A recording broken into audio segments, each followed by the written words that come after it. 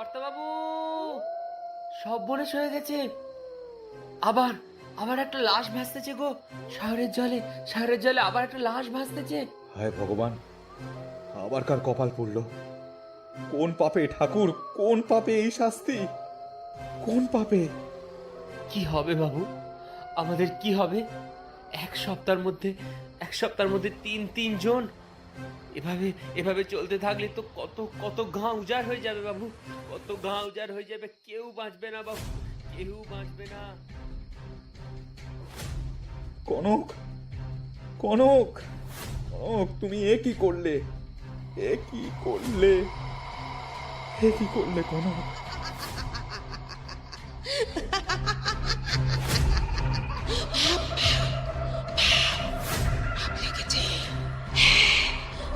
লেগেছে সায়রের জলে। মরবে মরবে, এক এক করে সবাই মরবে। ওই সায়র টেনে নেবে সকলকে এক এক করে। এই সায়র তো আমার রক্তে তৈরি সায়র। রক্ত সায়র, রক্ত সায়র, রক্ত সায়র।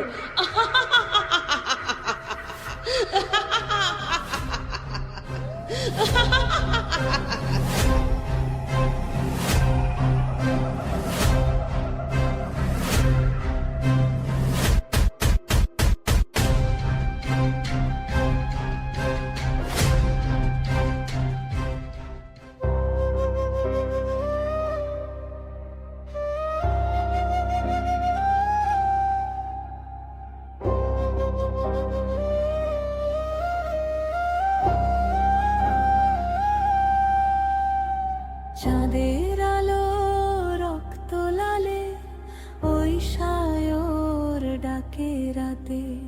নুপুরের সেই মিষ্টি সুরে, মৃত্যু নামে নিঃশব্দে ডাকে সে করুণ সুরে, নিয়ে ছলনা ভরা হাসি। সারা দিলে রক্ত স্রোতে ডুবিয়ে মারে নিশি। বটের ছায়ায় আগুন জ্বলে, ওই মন্ত্র পড়ে কেউ পূর্ণিমাতে জেগে ওঠে পাপের দগ্ধ ঢেউ। চাঁদের আলো রক্ত লালে, ওই সায়র ডাকে রাতে।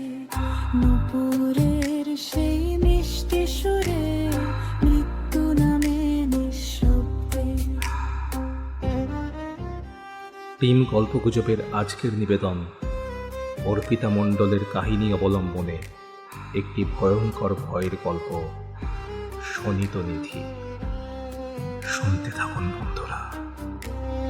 কান্না মেশা হাসি ভাসে হাওয়া, প্রতিশোধ সে নিতে চায়।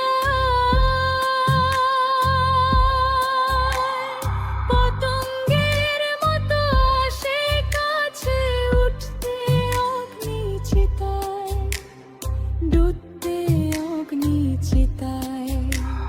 চাঁদের আলো রক্ত লালে, ওই সায়র ডাকে রাতে।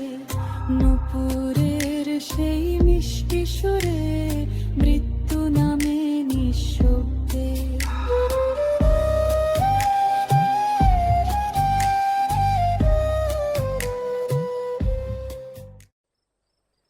আকাশে তখন টকটকে লাল রংটাকে সরিয়ে সবে সবে দাঁতে পোকা লাগার মতো কালো ছোপ ধরতে শুরু করেছে। দিঘির ধারেই যে শান বাঁধানো বুড়ো বটগাছ, তার নিচে ধীরে ধীরে জমায়েত হচ্ছে বাজারের থলে হাতে হাঁটুরে, নাক থেকে শিকনি ঝরা চিঁচকাদুনে ছেলে কোলে ঘোমটা টানা বউ। মালকোঁচা মারা ময়লা ধুতিখানা সদ্য হাঁটুর নিচ অবধি নামানো মাঠ ফেরতা চাষা, এমনি আরো কত লোক। যে সময়ের কথা বলছি সে সময় ছিল না কোনো মাল্টিপ্লেক্স, ছিল না কোনো স্মার্টফোন। ওয়ান ক্লিকে ইউটিউব বা ওটিটি প্ল্যাটফর্ম থেকে ওয়েব সিরিজ দেখার কোনো সুযোগ ছিল না। আর জুকারবার্গ তখন কোথায়? এহেন সময়ে মানুষের ও বিশেষত গ্রামের মানুষের সময় কাটানোর একমাত্র পন্থা ছিল হয় গ্রামের আটচালায় আড্ডা, নয় বুড়ো বটতলায় বসে গল্প দাদুর আসর বসানো। আমাদের আজকের গল্পের পটভূমিকায় রয়েছে এই রকম একটি গ্রামের কথা। সকলে এসে গোল করে নিশ্চুপ হয়ে বসল বটতলায়। প্রতি মঙ্গল আর শনিবার এখানে বসে বুড়ো কর্তা বাবার গল্পের আসর। সে গল্প তার বলার ভঙ্গিমায় এমন সুন্দর লাগে যে সবাই মুগ্ধ হয়ে শুনে যায় সে গল্প। আজ শনিবার, তাই আবার পূর্ণিমা। লণ্ঠন থাকলেও চারিদিকে উপচে পড়া শুক্লপক্ষের পূর্ণিমার চাঁদের আলো ধুয়ে দিচ্ছে যেন বিশ্ব চরাচর। গ্রামের বুড়ো বটের নিচে চাঁদের আলোর ছায়া পড়েছে। হাতের লণ্ঠনটার জোর আরেকটু বাড়িয়ে দিয়ে বুড়ো কর্তা এসে বসলেন বাঁধানো বটের গোড়ায়। তারপর আর কোনো রকম ভনিতা না করে শুরু করলেন। আজ আমি তোমাদের যে গল্পটা শোনাবো সে আজ থেকে প্রায় 150 বছর আগের কথা। গায়ের নাম ছিল তালসোনারপুর, আর সে গায়ের জমিদার ছিলেন বিশ্বম্ভর রায়চৌধুরী। জমিদার আর জমিদার গিন্নি কনকপ্রভার ছিল প্রজান্ত প্রাণ। নামের মতোই কনকপ্রভার মনটাও ছিল যেন সোনা দিয়ে মোড়া। ভারী ভালোবাসতেন তিনি সবাইকে। গায়ের জোয়ান থেকে বুড়ো, তাই তাকে ভালোবেসে ডাকত কর্তা মা বলে। সামান্য সমস্যা থেকে বড় কোনো ঝামেলা কর্তা মায়ের কয়েকটি কথায় মুহূর্তের মধ্যেই মিটে যেত। এমনই তার মন যে প্রায় প্রতিদিনই তার সদর দরজার সামনের ঘরটায় ভরে থাকত দূর দূরান্ত থেকে আগত পথ চলতি পথিক বা গরিব ভিখারির দলে, যাদের উদ্দেশ্যে সামান্য দুমুঠো অন্ন কর্তামা প্রতি দুপুরবেলা এই মানুষগুলোকে নিজের হাতে খাওয়াতেন। পথিক আর ভিখারিকে সামান্য রাহা খরচও হাতে দিতেন। এমন করেই নরনারায়ণ সেবা, গোয়ালে দুধেল গাভী আর জমিতে জোয়ান মদ্য, হাল বলদ নিয়ে ভালোই কাটছিল দিনগুলো। কিন্তু এই সুখ তাদের বেশি দিন সইল না। হঠাৎ কারো যেন কুদৃষ্টি পড়ল গোটা গায়ের উপর। সেবার শীতের পরে সেই যে গ্রীষ্ম পড়ল, তারপর আর বর্ষা নামল না। শ্রাবণ যায়, ভাদ্র আসে, আকাশ গনগন করে, তাও এক টুকরো মেঘের দেখা মেলে না। ক্ষেত জমি চড়চড় করে ফাটে, পুকুর ডোবা শুকিয়ে খটখটে। তালসোনারপুরের কোনো পুকুরেই আর ঘটি ডোবে না। কাতর তৃষ্ণার্ত নিরীহ গ্রামবাসীরা পুকুরের জল ছাঁচে, কিন্তু কাদা ওঠে, জল নয়। সে কাদাও কদিন পরে শুকিয়ে মাটির ডেলা হয়ে যায়। ঘরে ঘরে একটু জলের জন্য হাহাকার পড়ে যায়। খিড়কির পুকুর শুকিয়ে গেলেও যৎসামান্য যে জল ছিল তাও শেষ হতে শুরু করল। গ্রামগুলিতে পুকুর ছাড়া আর কোনো কিছুর উৎস থাকে না বললেই চলে। তাই মাঝে মাঝে কান্নার রোল বুঝিয়ে দেয় তৃষ্ণা দেবী কঠোর নির্মম হাতে কেড়ে নিয়েছেন কোনো হতভাগ্যের প্রাণ। কাচারি ঘরে বসে সভাসভ্য বসল, এর থেকে গ্রামের মানুষদের বাঁচাতেই হবে। গায়ের মোড়ল রামরাম মাইতি বিষণ্ণ মুখে বললেন, জমিদার মশাই, এইভাবে তো চলতে পারে না। এর থেকে প্রজাদের রক্ষা করার একটা ব্যবস্থা তো করতে হবে, না হলে অকালে যে গোটা গাটা উজাড় হয়ে যাবে। মোড়ল মশাই, সেটা যে আমি বুঝতে পারছি না তেমন তো নয়, কিন্তু আমি যে নিরুপায়। প্রকৃতিমা তাঁর রোষে আমাদের পোড়াতে চাইছেন, সেখানে আমরা কি করতে পারি বলুন? মানুষের সাথে লড়াই করা যায় মোড়ল মশাই, কিন্তু প্রকৃতির সাথে নয়। কিন্তু জমিদার মশাই, উপায় তো একটা বার করতেই হবে। জানি আপনি নিজের খিড়কির পুকুরটাও প্রজাদের জন্য খুলে দিয়েছেন, আপনি দয়াবান, কিন্তু তাতে তো সুরাহা হচ্ছে না জমিদার মশাই। মানুষ শুকনো পেটে হয়তো শুতে পারবে, কিন্তু শুকনো গলায় তো পারবে না। বাবু বাবু আমার 5 বছর লক্ষ্মী প্রতিমের মতো মেয়েটা জলের জন্য মরতে বসেছে বাবু। বাবু ও পাড়ার বিশু গয়লার ছেলেটা মাত্র 2 বছর বয়স, আজ সকালে মরে গেল গো বাবু, মরে গেল গো বাবু। বাবু বাবু বাবু আপনি কিছু একটা ব্যবস্থা করেন, বাবু, কিছু একটা করেন। একটা কিছু করেন বাবু, হ্যাঁ একটা কিছু করেন, আমাদের বাঁচান বাবু, আমাদের বাঁচান। গ্রামবাসীদের নিরুপায়, হতাশ, নিঃসহায় কান্নায় জমিদার বিশ্বম্বর রায়চৌধুরীর বুকে শেলের মতো বিঁধতে লাগলো। কি বা করতে পারবেন তিনি? এমন কোনো পরিবর্তন পরিস্থিতি নেই যেটা বলে এই লোকগুলোকে একটু আশ্বাস দেবেন। সম্পত্তি, বৈভব, প্রাচুর্য, অর্থ সবকিছুই অর্থহীন যদি না তা মানুষের দুঃখ দূর করতে পারে, যদি না তা মানুষের হিত সাধন করতে পারে। তিনি বললেন, শোনো সব, কান্নাকাটি করো না। এমন দিন বেশি দিন স্থায়ী হবে না, ঠিক কেটে যাবে। এক কাজ করো, আগামীকাল থেকে শুকিয়ে যাওয়া পুকুরগুলো কাটাবার ব্যবস্থা করছি।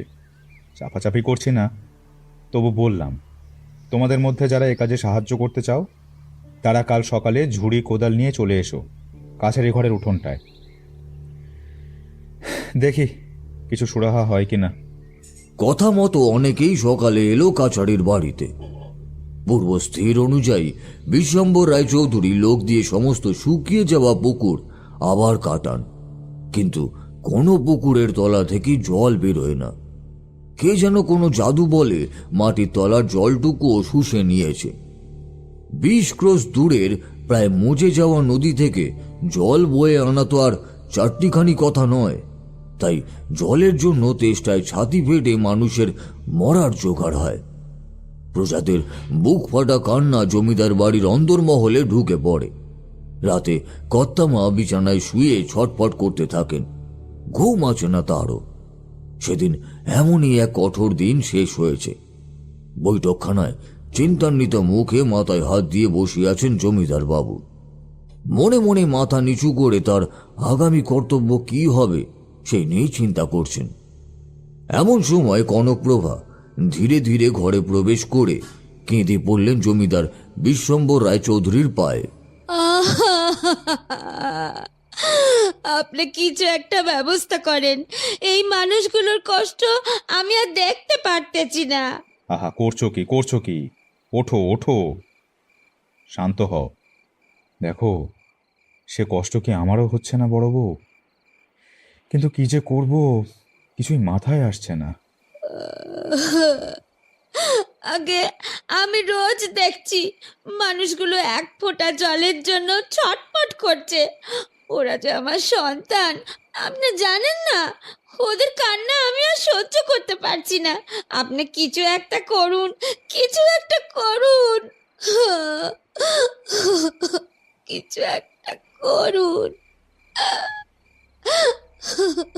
পারলে কি আমি এতক্ষণ ধরে চুপ করে বসে থাকতুম গিন্নি? কখন এই সমস্যার সমাধান করে দিতাম। কিন্তু প্রকৃতির এই রোষের কাছে আমরা সকলে দিশেহারা, নিরুপায়। বেশ, তাহলে একটা কাজ করেন, গায়ের উত্তর পশ্চিমে যে জমিটা আছে না, সেটা খোঁড়ার একটা ব্যবস্থা করেন। এসে স্তক দেখেছিলাম ওখানে জলা ছিল। হ্যাঁ, যদিও জায়গাটা শুকিয়ে গেছে, তবু আমার মন বলতেছে ওই জায়গা কাটান, জল বেরোবো। হ্যাঁ, জল বেরোবো। তুমি কি নিশ্চিত বড় বউ ওখানটা কাটলে জল বেরোবে? মানে বিশ্বাস আছে তোমার? বিশ্বাসে মিলায় বস্তু তক্কে বহু দূর। কেষ্ট ঠাকুর বলতেন, মনে নেই? আপনি কাটান, বাকিটা ঠাকুর দেখকে নেবে। প্রকৃতির এমন রুষ্টতায় জমিদার বাবুও দিশেহারা হয়ে পড়েছিলেন। স্ত্রীর কথায় যেন একটু ভরসা পেলেন। তাল সোনারপুর গাঁয়ের উত্তর পশ্চিমে যে জায়গাটায় এতকাল জলা ছিল, কিন্তু এ বছর পানা শুকিয়ে শক্ত মরা জমি হয়ে গেছে, স্ত্রীর অনুরোধে সেখানেই আবার নতুন করে পুকুর খোঁড়ার ব্যবস্থা করেন তিনি। বুকে তেষ্টার অসহ্য যন্ত্রণা চেপে রেখে জমিদার বাবুর আদেশে পরদিন ভোর ভোর থেকেই মাটি কাটা শুরু করে দিল সকলে। অব্যর্থ আঘাতে মাটির চাঙর উপরে উঠতে থাকে। শাবল কোদালের ঠং ঠং শব্দে মনে হয় যেন কোপগুলো মাটিতে না লেগে পাথরের গায়ে গিয়ে পড়ছে। দিনের পর দিন চলে মাটি কোপানো। কাটতে কাটতে শেষে এক বিরাট গর্ত তৈরি হয়। সে গর্তের আধার হাঁ করে যেন গিলতে আসে, কিন্তু কিন্তু এক চিলতে জল তার বুক চিরে বেরোয় না। এত কিছু করার পর যখন সুরাহা হলো না, তখন গায়ের মোড়ল রামরাম মাইতি জমিদার বাবুকে দিলেন এক গুরুত্বপূর্ণ তথ্য। জমিদার বাবু, এই চেষ্টা আমাদের বৃথা চেষ্টা।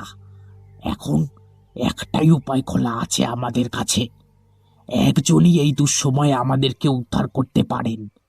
তিনি হলেন স্বয়ং ঈশ্বর, আমাদের আরাধ্য, আমাদের ভগবান।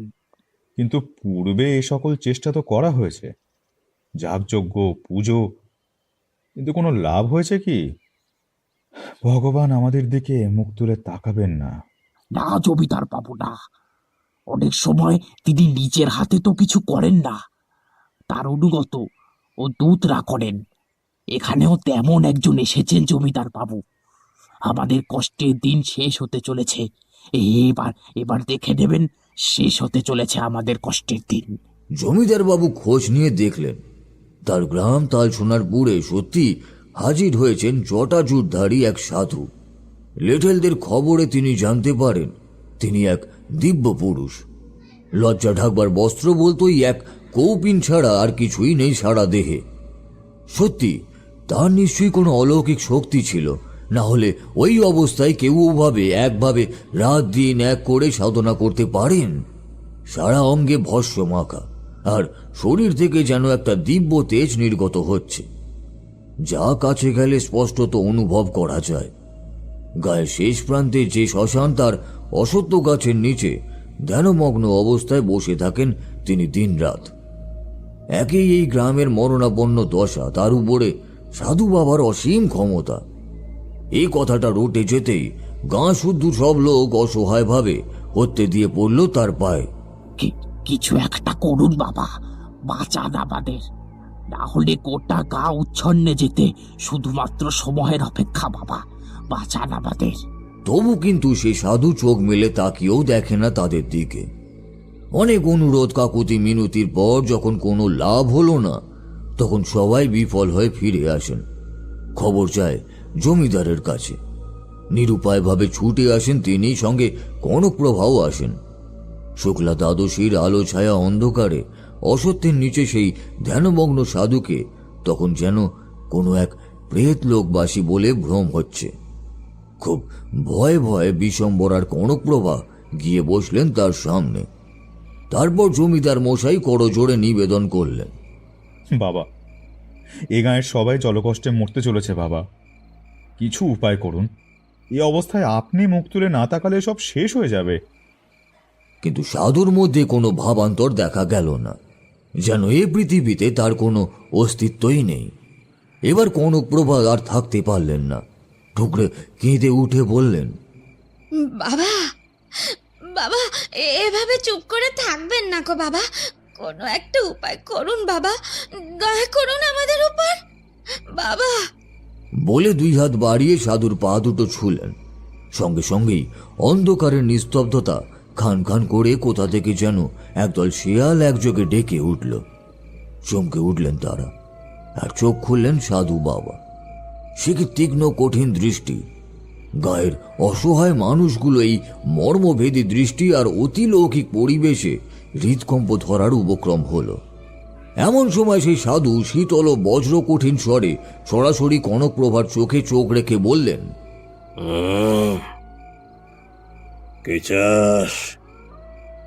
কে চাস আমার থেকে? আমাদের গায়ে যে বড় জল কষ্ট বাবা, তেষ্টায় ছাতি ফেটে মরে যাচ্ছে মানুষ। এর থেকে মুক্তির কোনো পথ একটা দেখান বাবা, বাবা।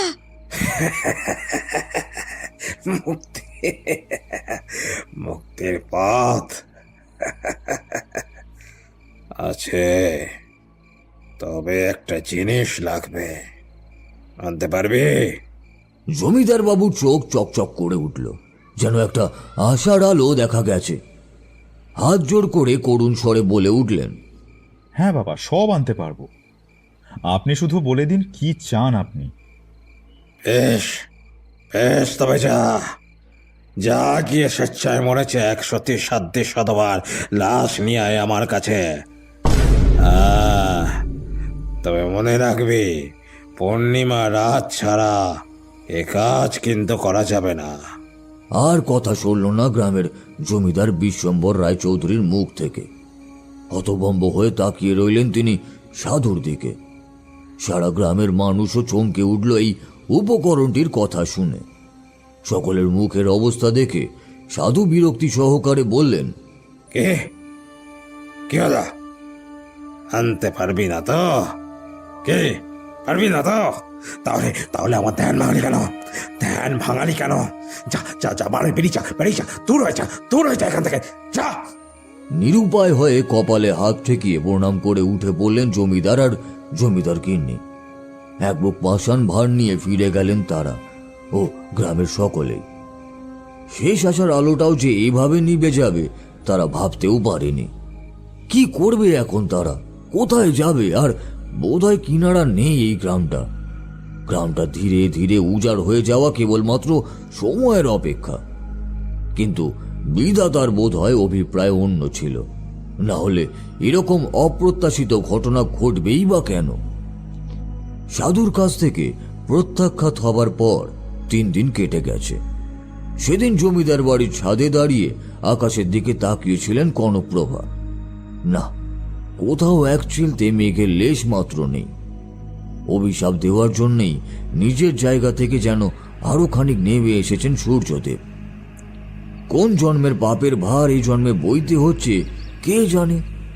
ভাবতে ভাবতে চোখ তার ভেসে যায় জলে। ছাদ থেকে নেমে আসেন তিনি। বেলা পড়ে গেছে ততক্ষণে। নিজের ঘরে ঢুকে দৌড় দিলেন কনকপ্রভা। পূব আকাশের কালো সরিয়ে আলো করে উঠেছে তখন শুক্লপক্ষের পূর্ণচন্দ্র। কাছারির যৎসামান্য কাজ সেরে ভিতর বাড়িতে সবে পা রেখেছেন তখন রায়চৌধুরী বাবু। হঠাৎ ছুটতে ছুটতে এলো জগার মা। ও কর্তা বাবা, সব বোনাস হয়ে গেছে, সব বোনাস। কনকপ্রভার সবচেয়ে কাছের ঝি। জগার মায়ের হাঁক ডাক চিৎকারে তিনি হতভম্ব হয়ে গেলেন। আবার কোন বিপদে সে উপস্থিত হলো কে জানে। বুকটা তার অজানা কারণেই কেঁপে উঠল যেন। আমতা আমতা করে জিজ্ঞাসা করলেন, এই কি কি কি হলো জগার মা? এরকম হাঁপাচ্ছ কেন তুমি? কর্তা মা ঘরে দৌড় এঁটেছেন সেই সাঁঝবেলা। আমি ভাবি বুঝি ঘুম হচ্ছে তাই ডাকি নিকো। এখন ডাকতেছি তা সারা দিচ্ছে নিকো। কর্তাবার ঘুম তো এত করা না। ও কর্তা বাবা, আমার ভয় করতেছে। আপনি শিগগির একটু আসেন এদিকে। কথাটা শুনে কনকপ্রভার ঘরের দিকে ছুটলেন বিশ্বম্বর। অনেক ডাকাডাকিতেও যখন ভেতর থেকে সাড়া পাওয়া গেল না তখন লেঠেল এসে দরজা ভাঙল। আর সাথে সাথেই হাহাকার পড়ে গেল জমিদার বাড়িতে। স্তব্ধ বিস্ময়ে সবাই দেখল কড়ি বর্গার সাথে যে আঁকশি বেঁধানো সেটা থেকেই নিজের পরনের এক গাছা কাপড় দিয়ে ঝুলছে কনকপ্রভার দেহ। জগার মা আর্তনাদ করে উঠে মূর্ছা গেল। আর বিশ্বম্বর অপলক দৃষ্টিতে চেয়ে রইলেন ছোটখাটো গোলগাল নিষ্পাপ মায়া জড়ানো সবাইয়ের কর্তামা আর তার একান্ত ভালোবাসার জন কনকের প্রাণহীন দেহখানার দিকে। সারা গাঁয়ের লোক উপচে পড়ল জমিদার বাড়িতে। মোড়ল মশাই বললেন, হুজুর, আমাদের সতীসাধ্যী কর্তামার বলিদান যেন বিফলে না যায় হুজুর, সেটা একটু দেখবেন হুজুর, একটু দেখবেন। বিশ্বম্বর উঠে দাঁড়ালেন।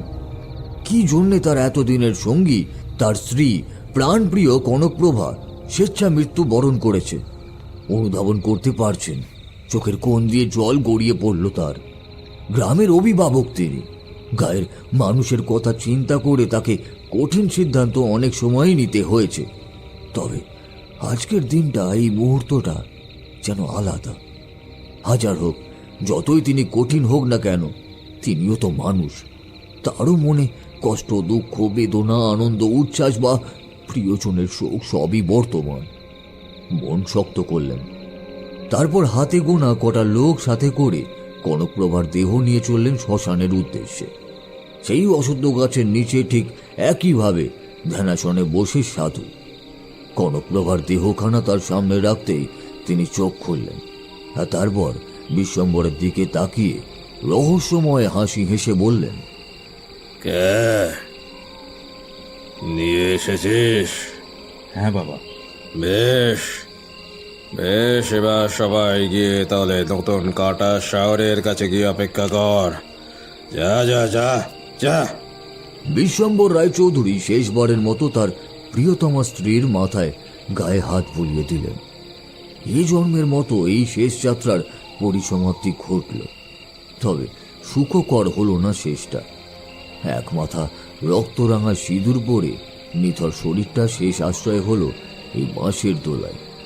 বুকটা মোচড় দিয়ে উঠল জমিদার মশাইয়ের। খুব ধীরে ধীরে কান্না ভেজা গলায় ডাকলেন, আমার আমার কনক। ওকে ওকে আমি নিয়ে যাব, সময় সমাগত, আমি নিয়ে যাব ওকে।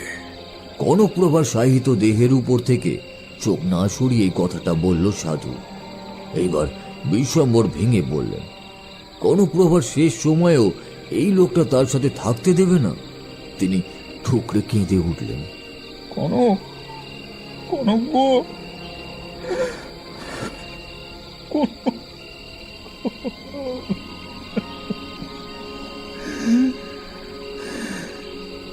কাঁদবেন না, কাঁদবেন না, কাঁদবেন না জমিদার মশাই। ওই মানুষটি আমাদের সতীসাধ্যী কর্তা মা। এই গায়ের জন্য, সবার মঙ্গলের জন্য জীবন উৎসর্গ করেছেন। আপনি এভাবে ভেঙে পড়লে তিনি যে মরেও শান্তি পাবেন না জমিদার মশাই। নিজেকে শক্ত করুন, শক্ত করুন, নিজেকে শক্ত করুন জমিদার বাবু, শক্ত করুন। সকলেই মোড়ল মশাইয়ের কথায় সায় দিল। তারপর বাকিরা তাকে কোনো রকমে বুঝিয়ে সুঝিয়ে রওনা দিল পুরনো জলার দিকে। রাত্রি এক প্রহর কাটে, দ্বিপ্রহর কাটে, সাধু বাবা আর আসে না। তারপর অপেক্ষা করতে করতে পূর্ণিমার চাঁদ যখন প্রায় আবচা হয়ে আকাশের গায়ে ঢলে পড়ছে, গ্রামবাসীরা তখন হতাশ হয়ে কেউ কেউ বিলাপ করছে। তাহলে কি তাদের করুণাময়ী কর্তামার বলিদান কি ব্যর্থ হলো? সাধুটা কি ভণ্ডামি করল, তঞ্চকতা করলো তাদের সাথে? তৃষ্ণায় আকুল শুষ্ক দুচোখ যখন হাহাকার করতে শুরু করেছে, ঠিক তখনই সদ্য কাটা গহ্বরের ওপারে দেখা যায় তাকে। নেভে আসা চাঁদের মলিন আলো আর গহ্বরের কালিমা মিলে মিশে কেমন একটা যেন ঘোর লেগে আছে সমস্ত চরাচর জুড়ে। সেই আলো আধারিতে ঢাকা সাধুর সর্বাঙ্গ। বিরাট গহ্বরটা চারিদিকে ঘুরে ঘুরে তিনি এবার মন্ত্র পড়ে নিজের হাতের মরার খুলিটার মধ্যে থেকে ছাই ফেলতে লাগলেন গহ্বরের ভেতরে। একঘেয়ে একটানা সেই ছাই ছেটাতে থাকলেন ততক্ষণ পর্যন্ত যতক্ষণ না অবধি সম্পূর্ণ চাঁদ ঢাকা পড়ে সূর্যের রক্তিম আভায়। ধীরে ধীরে চারিদিক ফর্সা হলো। কোথাও একটা যেন বুদবুদ শব্দ শোনা যেতে লাগলো। চারপাশের শোকাতুর পিপাসার্ত গাঁয়ের লোকের রাত জাগা চোখগুলো ঝিকমিকিয়ে উঠল। শব্দটা বাড়ছে, হয়তো দেখা যাচ্ছে এবার মাটির ফাটল আলগা হয়ে উপরে উঠে আসছে অমৃত ধারা। উল্লাসে ফেটে পড়ল সবাই, নাচতে শুরু করলো বাচ্চা থেকে বুড়োর দল, আর তার সাথে জয়ধ্বনি দিতে লাগলো সবাই। জয় কর্তামা জয়, জয় কর্তামা জয়, জয় কর্তামা জয়, জয় জয় জয় জয় কর্তামা জয়। বিশ্বম্বর রায়চৌধুরী স্তব্ধ হয়ে এক দৃষ্টে তাকিয়ে রইলেন ক্রমশ বাড়তে থাকা জলতলের দিকে। গহ্বর ভর্তি এখনো প্রায় অর্ধেক বাকি। গ্রামবাসীর উল্লাস তখনও আকাশ ছোঁয়া। হঠাৎ বিশ্বম্বর দেখলেন সায়রের ঠিক মাঝখানের জলটায় যেন একটু লালচে ভাব। চোখে পাথর, দু চোখে যে এই সময় দৃষ্টি বিভ্রম হবে, তার আশ্চর্যের কি। দু হাত দিয়ে চোখ কচলাতে আবার ভালো করে তাকালেন তিনি। না তো, লাল ভাবটা তো এবার সারা সায়র জুড়ে ছড়িয়ে পড়েছে। চারপাশে জয়ধ্বনি বন্ধ হয়ে গিয়েছে। সবাই অবাক হয়ে হাঁ করে তাকিয়ে আছে সায়রের জলের দিকে। আবার কেমন কথা, জল লাল হয়ে যাচ্ছে কি করে? চাপা আতঙ্ক সবার গলায়। দেখতে দেখতে লাল টকটকে জলে সায়র কানায় কানায় পূর্ণ হয়ে গেল। রক্ত রক্ত রক্ত রক্ত না না না না না এ অসম্ভব, এ অসম্ভব, এ অসম্ভব। আমার সাধনা মিথ্যে হতে পারে না, আমার সাধনা মিথ্যে হতে পারে না, না না না, কখনোই হতে পারে না। চিৎকার করে উঠলেন সাধু বাবা, আর তারপরই পেছন ফিরে প্রচন্ড বেগে হাঁটতে শুরু করলেন শ্মশানের দিকে। সবাই ভয়ে আতঙ্কে হতভম্ব হয়ে তার চলে যাওয়ার পথের দিকে তাকিয়ে রইল। এতক্ষণের উল্লাস মুহূর্তে নিরাশার আর্তনাদে পরিণত হলো। দুহাত দিয়ে কান চাপলেন জমিদার মশাই। এমন একটা ঘটনার সম্মুখীন যে গায়ের মানুষকে হতে হবে সেটা তারা কল্পনা করতে পারেনি স্বপ্নেও। হাতের সামনে জল থাকা সত্ত্বেও কারুর এক ফোঁটা সাহস কুলোলো না সেই জল ছুঁতে। সবাই যতটা পারল নিজেকে সংযত করে রাখতে চেষ্টা করল।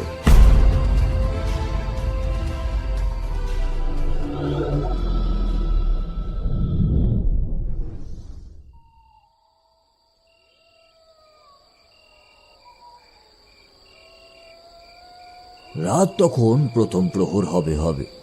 হঠাৎ গায়ের উপর দিয়ে একটা ঠান্ডা বাতাস বইতে শুরু করলো। ঝিঝি আর শিয়ালের ডাককে ছাপিয়ে একটা শব্দ নিতাই বৈরাগীকে সচকিত করে তুলল। এমনিতে সে একটা উন্মাদ, তারপর জল না পেয়ে ছটপট করছিল। অতি কষ্টে তার স্ত্রী তাকে আটকে রেখেছে। খিদে তেষ্টায় বোধহয় সে ঘুমিয়ে পড়েছিল। এমন সময় নিতাই শব্দটায় সচকিত হয়ে উঠল। নূপুরের শব্দ মনে হচ্ছে। না না, শুধু নূপুর নয়, একটা হালকা মেয়েলি হাসির শব্দও যেন সে পাচ্ছে। হঠাৎ আয় আমার কাছে। নিতাই বুঝতে পারল না কিছু, তবু সে উত্তেজিত হয়ে পড়ল। আবার সেই মোহময়ী নারী কণ্ঠ শোনা গেল। কিরে নিতাই, তোর তেষ্টা পেয়েছে না? আয় আয় আমার কাছে, আমি তোকে জল দিচ্ছি, প্রাণ ভরে খাবি। আয় আয় আয় বলছি। নিতাই ছুটে গিয়ে দরজা খুলে বাইরে চলে এলো। দেখলো ঘন কুয়াশার মধ্যে একটা নারী অবয়ব দাঁড়িয়ে আছে, বোধহয় নগ্ন। সে এগোতেই নারী মূর্তিটা হাঁটতে শুরু করলো। তারপর সায়রের কাছাকাছি আসতেই একটা কণ্ঠের প্রতিধ্বনি শুনতে পেল। কণ্ঠটি যেন সারা এলাকায় প্রতিধ্বনিত হচ্ছে। নে নে খা, দেখ সামনে কত জল আছে, খা খা নিতাই। নিতাই উৎফুল্ল হয়ে উঠে আঁচলা ভরে জল খেতে লাগলো। হঠাৎই তার গলা বুক জ্বলতে লাগলো প্রচন্ড পরিমাণে, কাশতে লাগলো খুব। নিতাই দেখলো সামনে জলটা স্বাভাবিক জল নয়, তার রং টকটকে লাল। তারপর আচমকা কেউ যেন ওর ঘাটটা ধরে সেই রক্ত রাঙা জলে মুখ ঢুকিয়ে ডুবিয়ে দিল। কি আসুরিক শক্তি হাতটায়! নিতাই কিছুক্ষণ ব্যর্থভাবে হাত পা ছুঁড়েও কিছুই করতে পারল না। কিছুক্ষণ বাদেই নিস্তেজ হয়ে ডুবে গেল রক্তসায়রের টকটকে লাল জল।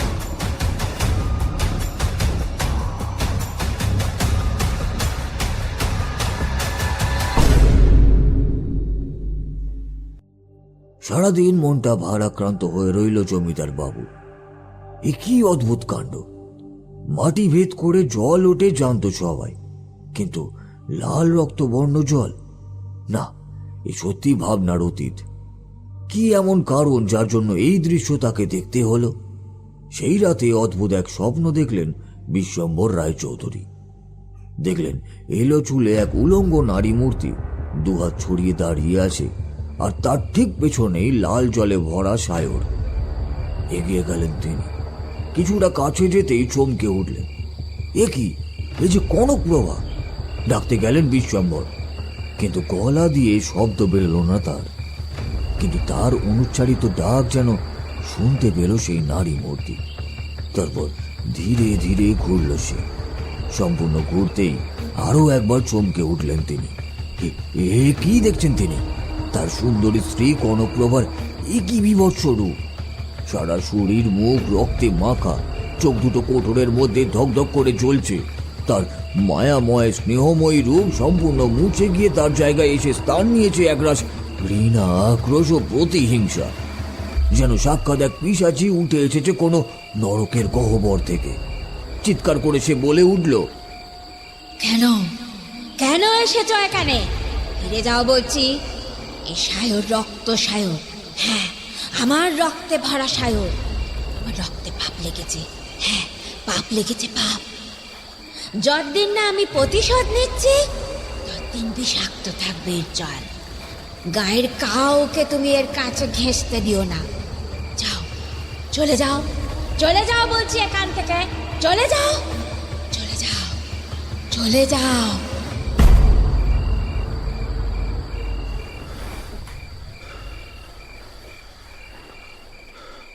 ধর্মর করে ঘুম ভেঙে উঠে বসলেন বিশ্বম্ভর।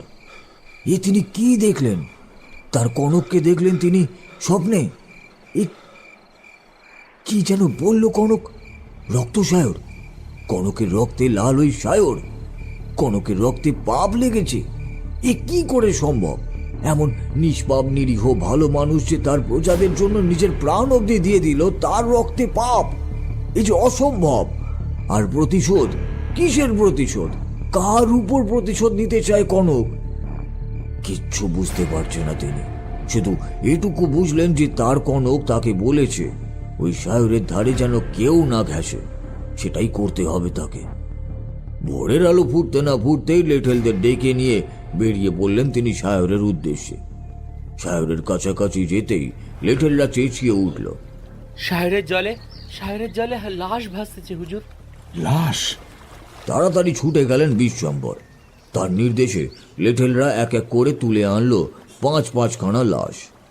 নিতাই বৈরাগী, রমানাথ সাপুই আর তার পরিবার এবং ক্ষান্তমণি ও তার ছেলে। ওহ, এরা কি করতে রাতে এসেছিল এই সায়রে? জল খেতে? কে জানে, পিপাসার তাড়নায় কিংবা হয়তো নিয়তির অমুক টানেই ছুটে এসেছিল এই অভিশপ্ত সায়রে। ঠিক বুঝে উঠতে পারেন না জমিদার মশাই। কয়েকজন লেটেলকে পাহারায় রেখে তিনি ফিরে এলেন বাড়িতে। কিন্তু পরের দিন সকালবেলা গায়ের মনোহর চাটুর্যে হাঁপাতে হাঁপাতে এসে খবর দিল যে সে ভোরবেলা যখন ওই সায়রের পাশের মাঠে নিত্যকর্ম সারতে যাচ্ছিল, তখন সায়রে কাদের দেহ সব ভাসতে দেখেছে। তাই দেখে সে ভয়ে পালিয়ে এসেছে। আবার দৌড়লেন বিশ্বম্বর। এবার নায়েব, গোমস্তা সবাইকে নিয়ে গেলেন সঙ্গে। গিয়ে স্তম্ভিত হয়ে গেলেন তিনি। কাল যাদের পাহারায় বসিয়ে এসেছিলেন সেই লেঠেলদের দেহ ভাসছে রক্ত সায়রে। তারপর প্রত্যেক রাতে রক্ত সায়র প্রাণ নিতে শুরু করলো নিরীহ গ্রামবাসীদের। একদিকে পিপাসায় কাতর, অন্যদিকে সায়রের ভয়ে গা ছাড়তে শুরু করলো তালসোনারপুরের মানুষজন। শোকে ভেঙে বললেন জমিদার মশাই। একে একে সবাই ছেড়ে চলে গেলেন তাকে। প্রত্যেক রাতে তিনি ডাকতেন তার কনককে, কিন্তু কোনো সাড়া মিলত না তার। দেখতে দেখতে গাঁ একেবারে উজাড় হয়ে গেল। একা যক্ষ হয়ে তালসোনারপুরে পাহারা দিতে থাকলেন বিশ্বম্বর রায়চৌধুরী। তারপর এলো ঘোর কালো অমাবস্যার রাত। অন্ধকারে ডুবে গেল চতুর্দিক। এদিকে নিজের এই ব্যর্থতা কিছুতেই মেনে নিতে পারছিল না সাধুটি। তার সাধনা বরাবর সম্পূর্ণ হয়, তবে এবারে কেন বিফলে গেল তার সাধনা? পুরো বিফলই বা বলেন কি করে? অর্ধেক ফল মিলেছে, কিন্তু কেন? কি কারণ? তার সাধনায় কেউ এমন অর্ধেক ফল পায়নি তো? সাধুটি মনে মনে বিরক্ত হয়ে উঠছিলেন, সাথে ঘন ঘন করটির মধ্যে মদ ঢেলে ঢকঢক করে পান করছিলেন। তিনি তার চিন্তায় এতটাই মশগুল ছিলেন যে বুঝতেই পারলেন না কখন তার সামনে বাতাসে ভর করে এসে দাঁড়িয়েছে এক মূর্তি। একটি মেহেলি মিহি হাসির শব্দে সচকিত হয়ে উঠলেন তিনি।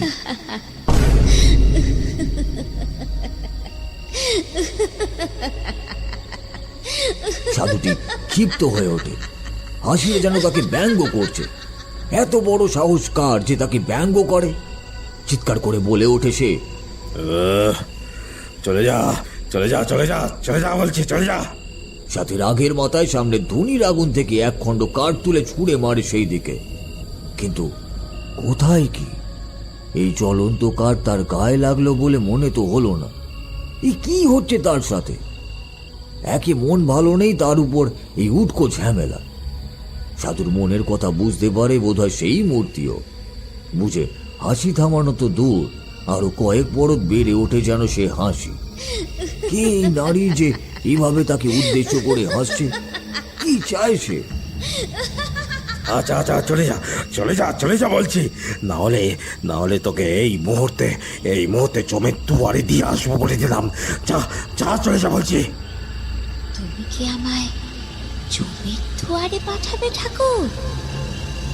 সে তো তোমার যাওয়ার কথা। এই এই কে তুই? কে চাস তুই? কি চাস? কেন কেন ঠাকুর, ভুলে গেলে আমাকে? তোমার সাধন সঙ্গীকে, সাধনার মূল বস্তুকে কেউ ভোলে ঠাকুর? হ্যাঁ, সাধুটি সচকিত হয়ে দেখল তার ঠিক মুখের সামনে এসে উপস্থিত হয়েছে একটা উলঙ্গ পিশাচ মূর্তি। কিন্তু একে তিনি চেনেন, আর চেনার সাথে সাথেই তার মুখে বিরক্তির অবয়ব সরে গিয়ে ফুটে উঠল একটা ভয়, ভীষণ এক ত্রাস। আজ তুমি আর বাঁচতে পারবে না। মনে আছে তো তোমার কীর্তি? কি করেছিলে তুমি আমার সাথে? মনে আছে তো? মনে আছে তো তোমার গুরুদেবের কথা? মনে আছে? আজ তুমি আর বাঁচতে পারবে না, না পারবে না। না না, চলে যা। সাধুটি বুঝতে পারলো তার শেষ সময় উপস্থিত। বুঝতে পারলো মুহূর্তের উত্তেজনায় সে যা করেছে তার কোনো ক্ষমা হয় না। কিছু কিছু পাপ এমন হয় যার খণ্ডন জীবন দিয়ে করতে হয়। কিন্তু সত্যি কি তার এই জীবন শেষ হলেও পাপের কি ক্ষমা হবে? কই, গুরুদেব সে তো কিছু বলেননি। কথাটা মনে হওয়া মাত্রই সে উঠে পালাতে চেষ্টা করলো, কিন্তু না, পারল না। সামনে ওই পিশাচ মূর্তি কোনো জাদু মন্ত্র বলে তার সমস্ত চলার শক্তি কেড়ে নিয়েছে। এবার তার মুখ থেকে চাপা গোঙানি আর কান্না বেরিয়ে আসতে লাগলো।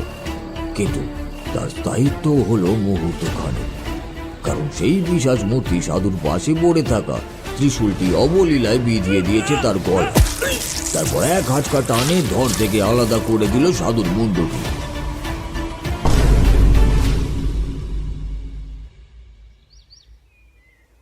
সকাল সকাল লিঠেলদের চিৎকারে তন্দ্রা ছুটে গেল জমিদার বাবুর। সে এসে খবর দিল সায়রের জলে এক সাধুর কাটা মাথা ভাসছে, আর কোনো জাদু বলে সায়রের রক্তলাল জলের রং পরিবর্তিত হয়ে টলটলে সাদা জল ভর্তি হয়ে আছে। গ্রামের লোকেরা একদিকে যেমন আনন্দ পেল, তেমনি ততোধিক আশ্চর্যও হলো। এটা কি করে সম্ভব? কেউ কেউ এটা কর্তামায়ের কৃপা বলে জয়ধ্বনিও করে উঠল। অন্যদিকে আরো কয়েকজন এসে খবর দিল সাধুর সাধন ক্ষেত্রে তার মুন্ডহীন দেহ পড়ে আছে। জমিদার বাবু সহ সমস্ত গাঁয়ের লোক ভেঙে পড়ল সেখানে। সকলেই এক বাক্যে বলে উঠল, সাধুই হয়তো একটা শয়তান ছিল, তাই তার শাস্তি হয়েছে। কিন্তু জমিদার বাবুর মনটা খচখচ করতেই লাগলো। সব মিটে যাওয়ার পরেও কি এমন কারণ ছিল যে এতগুলো ঘটনা পরপর ঘটে গেল? বিছানায় একা জেগে বসে আছেন বিশ্বম্বর। চারিদিকে আজ আনন্দের পরিবেশ হলেও তার মনে যেন শ্মশানের নীরবতা। ঝিঝি, শেয়াল, কুকুরের ডাক ছাড়া আর কোনো জায়গায় কিছুরই শব্দ নেই। একদিন সবাই এই গা ছেড়ে পালিয়েছিল, কিন্তু তিনি এ জীবন থাকতে কিছুতেই তাল সোনারপুর ছাড়তে পারবে না। তিনি কিছুতেই না। এটাই যে তার 14 পুরুষের ভিটে। এখানেই যে একদিন বউ করে নিয়ে এসেছিলেন তিনি তার কনককে। আরো একবার ডাকলেন তিনি, সাড়া পেলেন না কোনো। কিন্তু হঠাৎ প্রচন্ড জোরে যেন বাজ পড়ল কাছাকাছি কোথাও। কেঁপে উঠলেন জমিদার মশাই। তার সাথে শুরু হলো উথাল পাথাল ঝড়। জানলার কপাট এসে দুমদাম করে পড়তে লাগলো লোহার ছিকের উপর। থরথর করে কাঁপছে দরজা, জানলা, দেয়াল, আসবাবপত্র সবকিছু। বাইরে চলেছে কোনো শুভ অশুভের লড়াই। তার আঁচ আছড়ে পড়ছে বাড়ির ভেতর অব্দি। ধরণী বুঝি আর রক্ষে পেল না। বাইরে ঝড়ের গঙ্গো শব্দ, আর সাথে পাল্লা দিয়ে বেড়ে চলেছে বজ্রপাত। তবু মনে মনে ভগবানকে ধন্যবাদ দিলেন বিশ্বম্বর রায় চৌধুরী। তার যা হয় হোক, কিন্তু এ গা ছেড়ে যারা চলে গেছে তাদের প্রাণ যে রক্ষা পেল, তাতে কিছুটা হলেও স্বস্তি পেলেন তিনি। তার কনকের সাথে মিলনের সময়কাল বুঝি সমাগত। নিশ্চিন্তে চোখ বুঝলেন বিশ্বম্বর। তারপর যেন কোনো মায়া বলে তলিয়ে গেলেন গভীর ঘুমের অতলে। স্বপ্নে একটা লক্ষ্মী প্রতিমার মতো ঘোমটা টানা মূর্তি তার সামনে এসে দাঁড়ালো। আলতো করে মাথায় হাত বুলিয়ে দিল।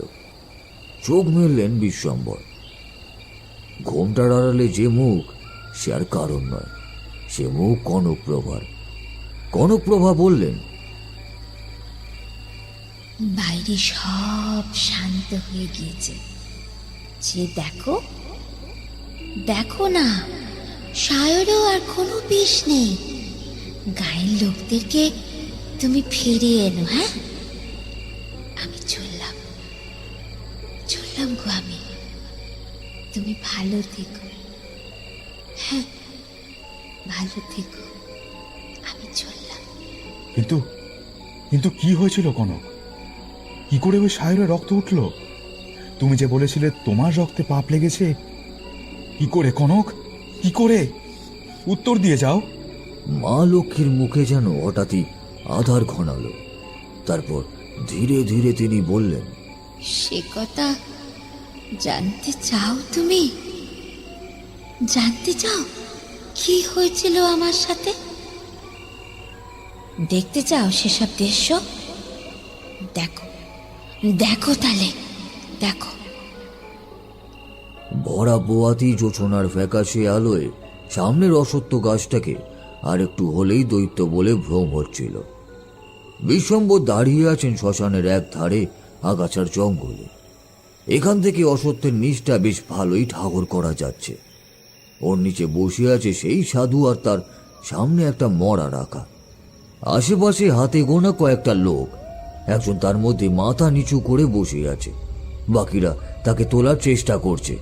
অনেক কিছু বলছে, কিন্তু লোকটা ভারী ভেঙে পড়েছে, উঠছে না কিছুতেই। দৃশ্যটা কেমন যেন চেনা চেনা ঠেকে বিশ্বম্বরে। ভালো করে চেয়ে দেখেন তিনি। বাকিদের তারা এবার মাথা তুলল লোকটা, আর অমনি চমকে গেলেন বিশ্বম্বর। এ কি, এই যে তিনি নিজেই নিজেকে দেখতে পাচ্ছেন বিশ্বম্বর। খাটে শোয়ানো মরাটার দিকে চাইলেন তিনি এবার। মরা মাছের চোখের মতো ঘোলা, আর একবার বুকের ভেতরটা মোচড় দিয়ে উঠল তার। বিশ্বম্বরকে নিয়ে ওরা এবার চলে যাচ্ছে। সামনে এখন শুধু সাধু বাবা আর তার কনকের মৃতদেহ। সবাই চলে যেতে এবার সাধু নিজের জায়গা ছেড়ে উঠে এলো কনকপ্রভার কাছে। প্রথমেই হাতের শাখা পলাগুলো ভাঙল, আর তারপর তার পরনের কাপড়খানা খুলে নিল। কনকপ্রভার অনাবৃত শরীর দেখে সাধুর চোখে ধকধক করে জ্বলে উঠল কামনার আগুন। তাই দেখে তটস্থ হয়ে উঠলেন বিশ্বম্বর। কেমন একটা আঁশটে ঘিন ঘিনে গন্ধ ছড়িয়ে পড়েছে যেন চারপাশে। সহ্য করতে পারছেন না বিশ্বম্বর। উদ্ভ্রান্তের মতো লাগছে নিজেকে, নিজের চোখকে বিশ্বাস করতে পারছেন না তিনি। এক ছুটে যেতে চাইলেন কনকপ্রভার কাছে, কিন্তু যেতে পারলেন না। কেউ যেন খুব শক্ত লোহার মতো শেকল দিয়ে বেঁধে রেখেছে তার হাত আর পা। একচুল নড়ার ক্ষমতাও নেই তার। সাধু এবার সঙ্গমে লিপ্ত হলো কনকপ্রভার মরদেহের সাথে। উফ, এই দৃশ্য যে ভয়ঙ্কর! মনে মনে বলতে লাগলেন বিশ্বম্বর, কেন কনক, কেন কেন আমাকে এই দৃশ্য দেখাচ্ছ? আমি যে আর সইতে পারছি না। চরম কষ্টে, দুঃখে, ঘেন্নায় দুহাত দিয়ে মুখ ঢাকলেন বিশ্বম্বর। এইভাবে কতক্ষণ কেটেছে স্মরণে নেই তার। চারপাশে নিস্তব্ধতায় যেন ঘোর কাটলো কিছুটা। সামনের দিকে তাকালেন আবার। সাধু তখন কনকপ্রভার সারা অঙ্গে হলুদ আর সিঁদুর সহযোগে তৈলমর্দন করছে।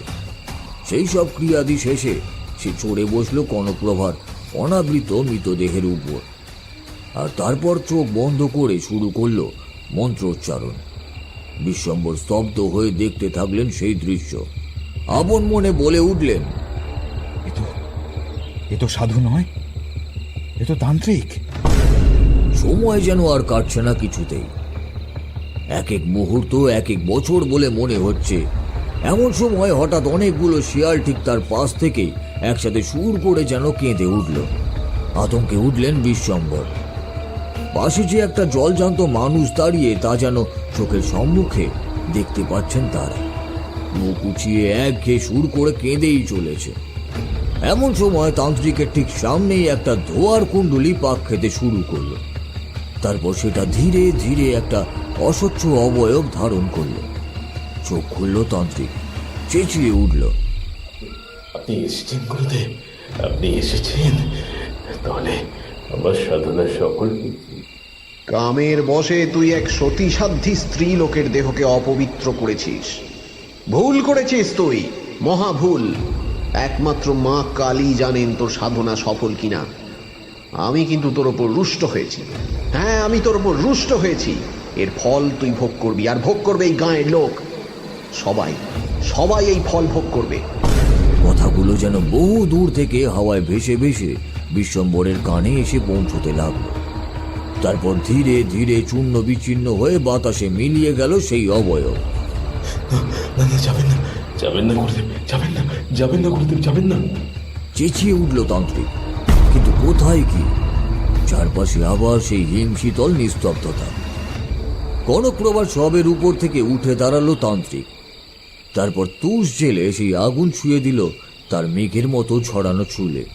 মুহূর্তে আগুন ছড়িয়ে দাউ দাউ করে জ্বলে উঠল দেহ। বিশ্বম্বরে চোখের সামনে পুড়ে খাক হয়ে গেল তার কনকপ্রভা।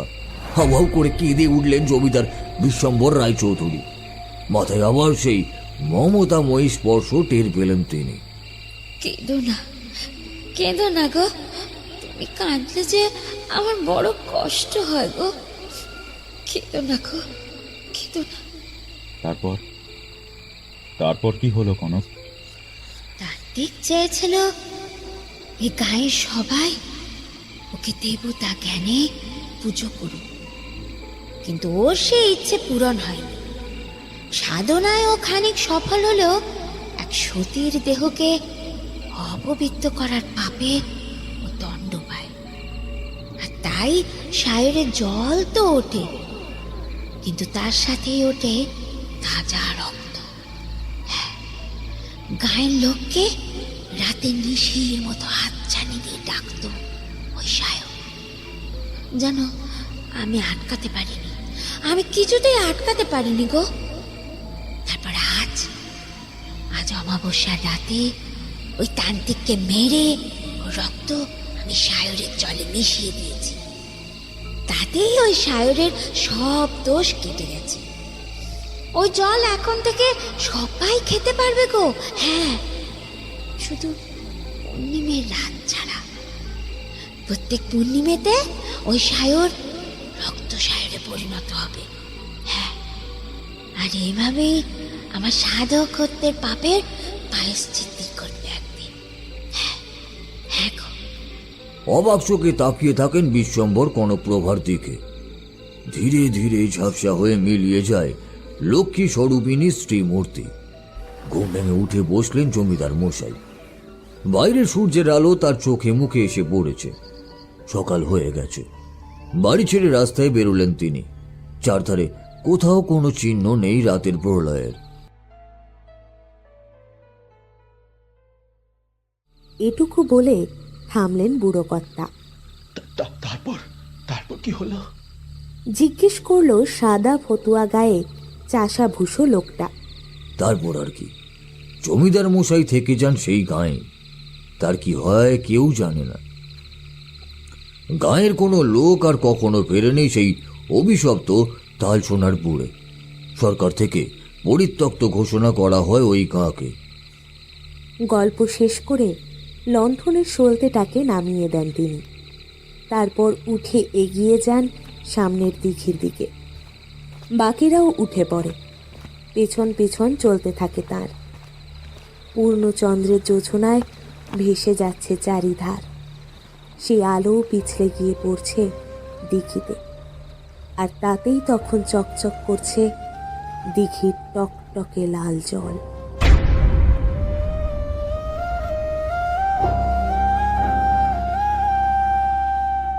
চাঁদের আলো রক্ত লালে ওই সায়র ডাকে রাতে নুপুরের সেই মিশ মিষ্টি সুরে মৃত্যু নামে নিঃশব্দে ডাকে সে করুণ সুরে নিয়ে ছলনা ভরা হাসি সারা দিলে রক্ত স্রোতে ডুবিয়ে মারে নিশি বটের ছায়ায় আগুন জ্বলে ওই মন্ত্র পড়ে কেউ পূর্ণিমাতে জেগে ওঠে পাপের দগ্ধ ঢেউ চাঁদের আলো রক্ত লালে ওই সায়র ডাকে রাতে নুপুরের সেই মিষ্টি সুরে। কেমন লাগলো আমাদের আজকের গল্প নিচে কমেন্ট করে জানাতে কিন্তু একদম ভুলবেন না। ভালো লাগলে লাইক, শেয়ার এবং কমেন্ট করতে ভুলবেন না। খুব শীঘ্রই আমরা আরও একটি রোমাঞ্চকর গল্প নিয়ে আপনাদের সামনে ফিরে আসছি। ততক্ষণ ভালো থাকুন, সুস্থ থাকুন আর শুনতে থাকুন গল্পগুজব, যেখানে গল্প হবে অল্প নয়। ধন্যবাদ। ভাসে হাওয়া প্রতিশোধ সে